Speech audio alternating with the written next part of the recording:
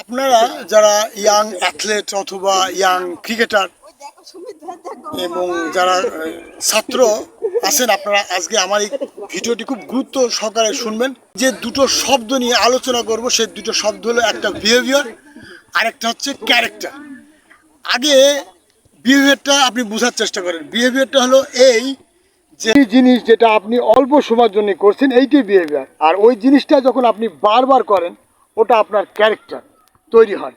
আপনি আপনার বিহেভিয়ারকে কন্ট্রোল করতে পারেন, আপনি ওকে ম্যানিপুলেট করতে পারেন।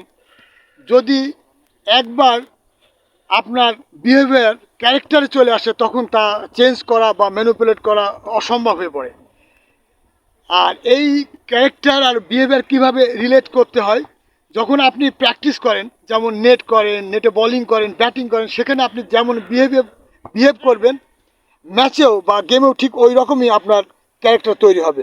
যদি ম্যাচের মধ্যে কিছু সময়ের জন্য আপনার বিহেভিয়ার চেঞ্জ করার চেষ্টা করেন না কেন, আপনার ক্যারেক্টার আপনার উপর হাবি হবে, আপনাকে চেপে ধরবে।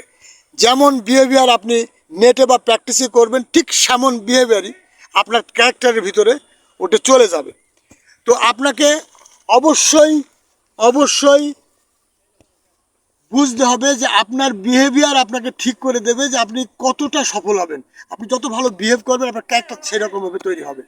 তো এই জিনিসটা আপনারা সবাই খেয়াল রাখবেন যে বিহেভিয়ার আপনার ক্যারেক্টারকে তৈরি করে দেবে। এখন ক্যারেক্টারটা কি? ক্যারেক্টার একটা চরিত্র। আর চরিত্রটা কি? আপনার দুর্নীতি করা, আপনার ভালো কাজ, আপনার আচার ব্যবহার, সব কিছু দিয়ে ক্যারেক্টার। আর এই ক্যারেক্টারটা ডেভেলপ হয় আপনার বিহেভিয়ার দিয়ে। সো আমি আপনাদের কাছে আশা করব যে আপনারা ব্যাপারটা বুঝতে পেরেছেন। আর now you people know the rest of the story. Thank you very much.